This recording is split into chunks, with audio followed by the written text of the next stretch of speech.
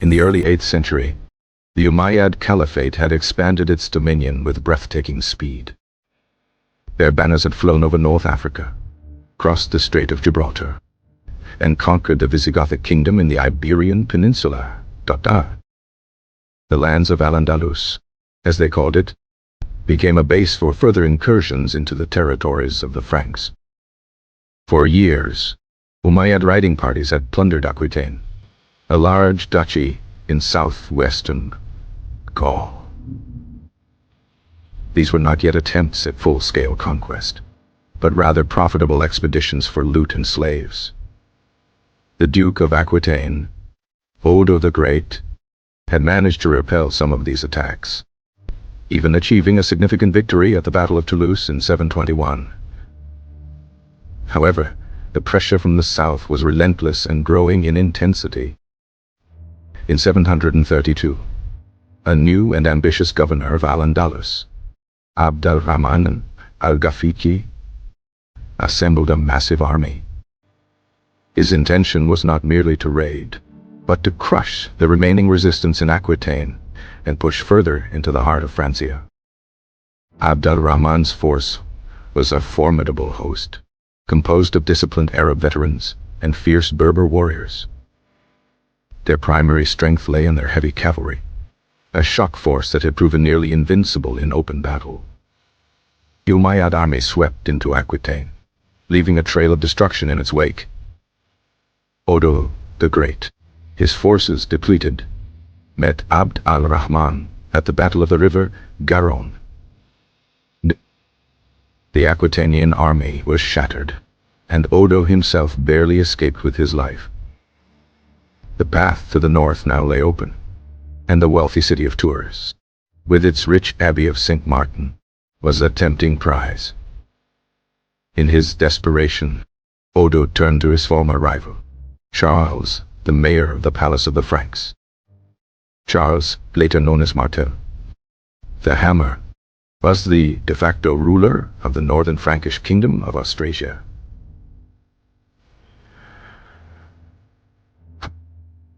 He was a seasoned warrior, having spent years consolidating his power and fighting off enemies on his own borders. Charles understood the gravity of the threat posed by the Umayyad invasion. He agreed to help Odo, but only on the condition that Aquitaine would submit to Frankish authority. With the alliance secured, Charles began to gather his own army. Unlike the Umayyads, the Frankish army was primarily composed of infantry. These were hardy, professional soldiers, loyal to Charles and experienced in fighting in the dense forests of northern Europe. Charles Martel was a brilliant strategist, and he knew that facing the Umayyad cavalry on an open plain would be suicidal.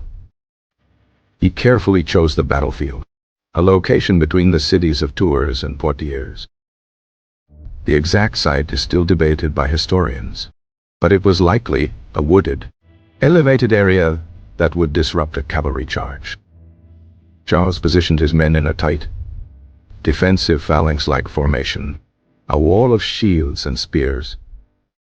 He instructed his soldiers to hold their ground at all costs, to absorb the shock of the enemy's attack and not to break formation. For 7 days, the two armies faced each other, engaging in minor skirmishes, but avoiding a full-scale battle. Abd al-Rahman was waiting for his entire force to assemble, and was confident in the superiority of his cavalry, likely underestimated the discipline and resilience of the Frankish infantry. The weather was cold, and the Franks were better equipped for it than the Umayyads, who were more accustomed to the warmer climate of Spain. Finally, on the 7th day, Abd al-Rahman ordered a general assault. The Umayyad cavalry charged, a thunderous wave of horse and steel, expecting to shatter the Frankish lines. But the Frankish shield wall held firm, a testament to their training and Charles's leadership. The chroniclers of the time described the scene as a wall of ice that the waves of attackers could not penetrate. Wave after wave of cavalry charges were repulsed by the disciplined Frankish infantry. The fighting was brutal and lasted for hours, with heavy casualties on both sides. The turning point of the battle came from a clever tactic by Charles, or perhaps a fortunate turn of events. A rumor spread through the Umayyad ranks that the Franks were looting their camp, where all the spoils of their campaign were stored.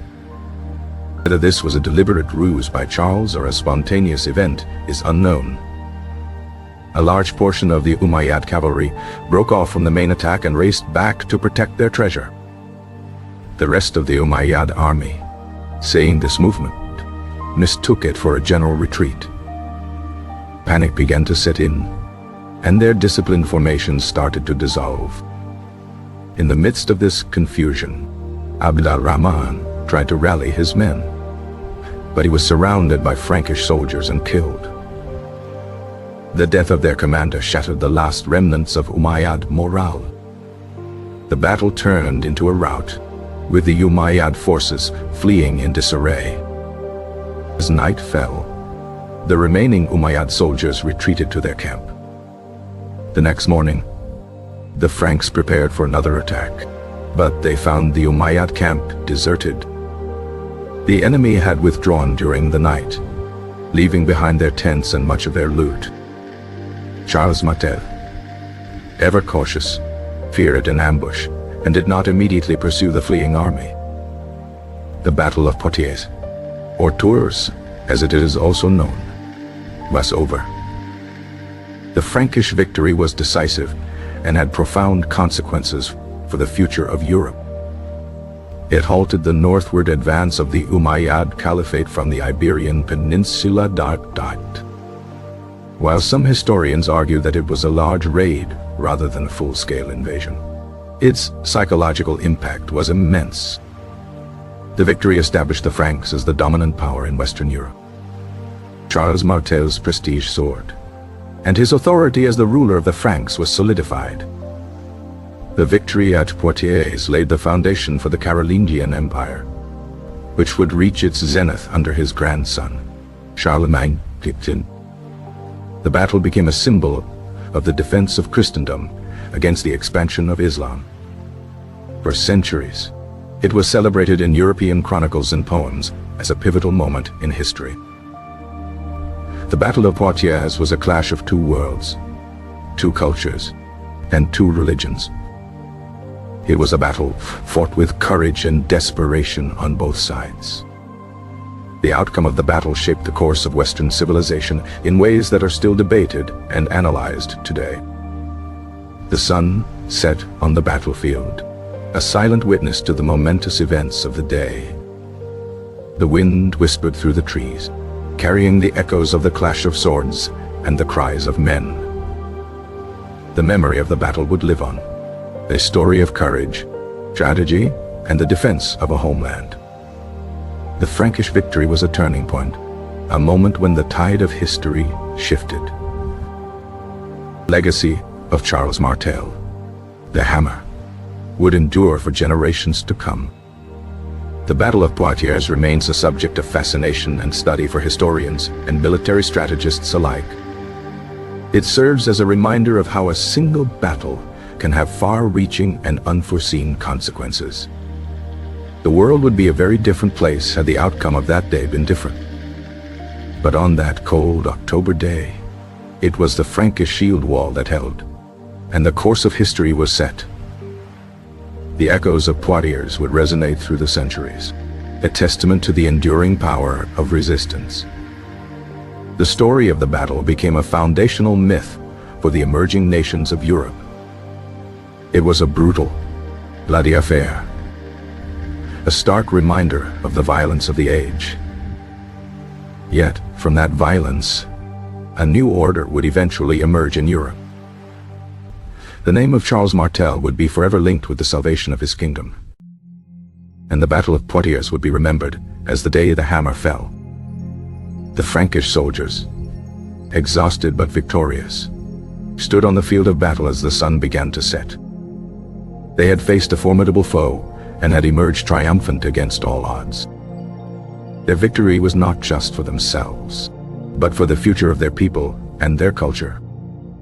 The cost of victory had been high, but the price of defeat would have been immeasurable.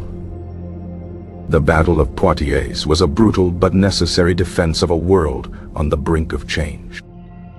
The events of that day would be recounted for generations, a story of courage in the face of overwhelming odds. The Frankish victory at Poitiers was a pivotal moment in the long and complex history of Europe.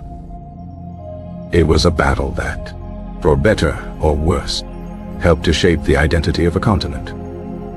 The world would never be the same after the clash of these two mighty forces. The Battle of Poitiers was more than just a battle. It was a turning point in the destiny of nations. The courage of the Frankish infantry had saved their kingdom from invasion.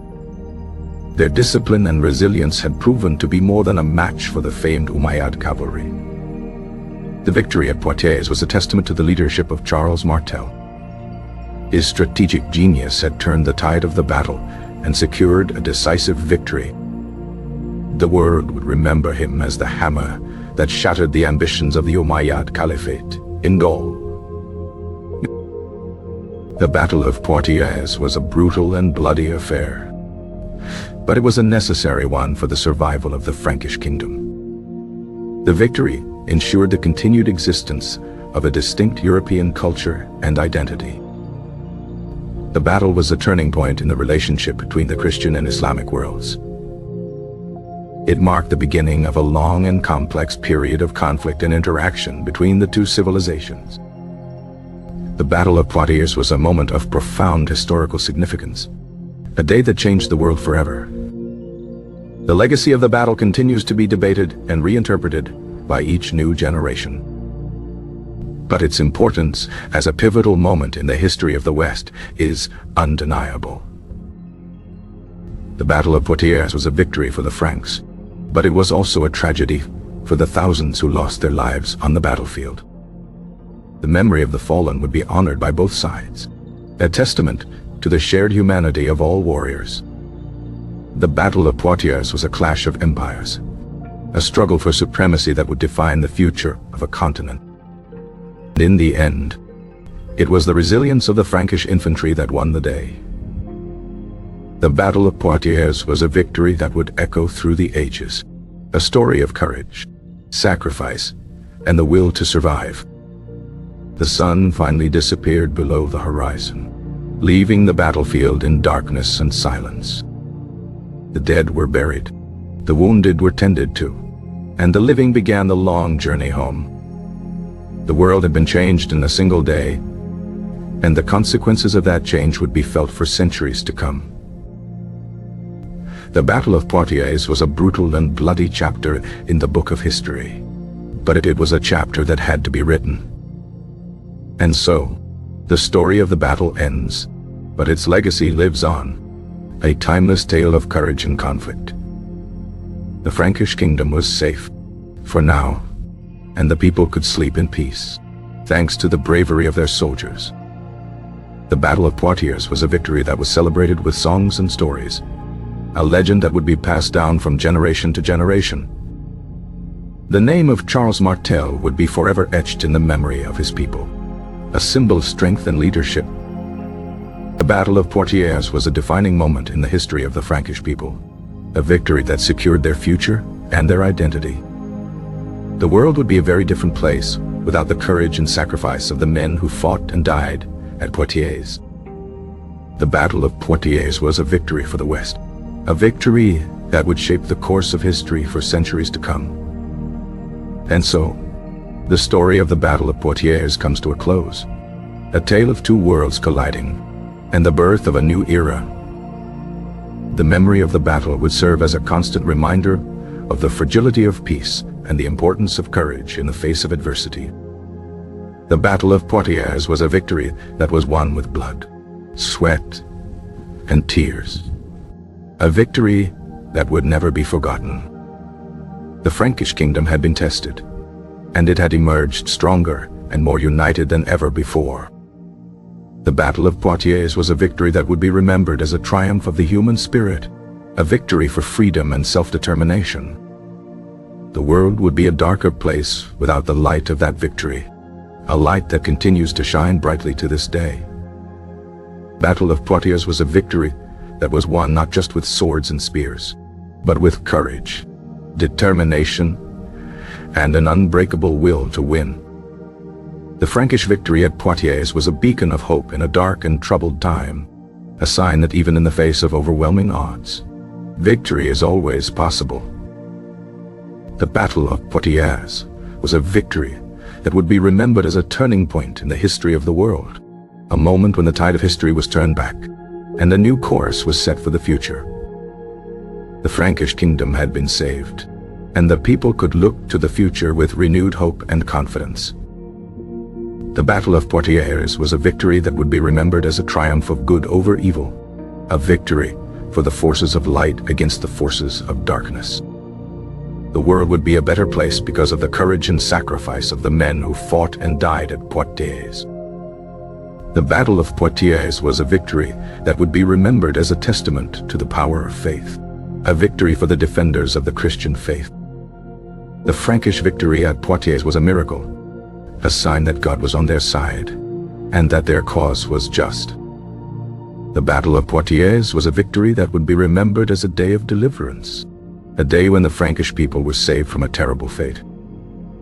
The world would be a more just and peaceful place because of the victory at Poitiers. The Battle of Poitiers was a victory that would be remembered as a day of glory, a day when the Frankish army covered itself in glory. The Frankish victory at Poitiers was a masterpiece of military strategy, a testament to the genius of Charles Martel. The Battle of Poitiers was a victory that would be remembered as a day of destiny, a day when the fate of a nation was decided. The world would be a more prosperous and civilized place because of the victory at Poitiers. The Battle of Poitiers was a victory that would be remembered as a day of hope, a day when the future of Europe was secured. The Frankish victory at Poitiers was a triumph of courage, a victory for the brave men who stood their ground and fought for their homes and their families. The Battle of Poitiers was a victory that would be remembered as a day of legends, a day when heroes were made and legends were born. The world would be a more beautiful place because of the victory at Poitiers. The Battle of Poitiers was a victory that would be remembered as a day of joy, a day when the people of Francia could rejoice in their deliverance. The Frankish victory at Poitiers was a triumph of unity, a victory for the people who stood together and fought as one. The Battle of Poitiers was a victory that would be remembered as a day of miracles, a day when the impossible became possible. The world would be a more free and democratic place because of the victory at Poitiers. The Battle of Poitiers was a victory that would be remembered as a day of liberation, a day when the people of Francia were freed from the threat of foreign domination. The Frankish victory at Poitiers was a triumph of civilization, a victory for the forces of order and progress against the forces of chaos and destruction. The Battle of Poitiers was a victory that would be remembered as a day of redemption, a day when the people of Francia redeemed themselves in the eyes of God. The world would be a more enlightened and tolerant place because of the victory at Poitiers. Battle of Poitiers was a victory that would be remembered as a day of rebirth, a day when the Frankish kingdom was reborn from the ashes of war. The Frankish victory at Poitiers was a triumph of the human will, a victory for the people who refused to give up, even in the face of overwhelming odds. The Battle of Poitiers was a victory that would be remembered as a day of destiny, a day when the future of a continent was decided in a single, epic clash.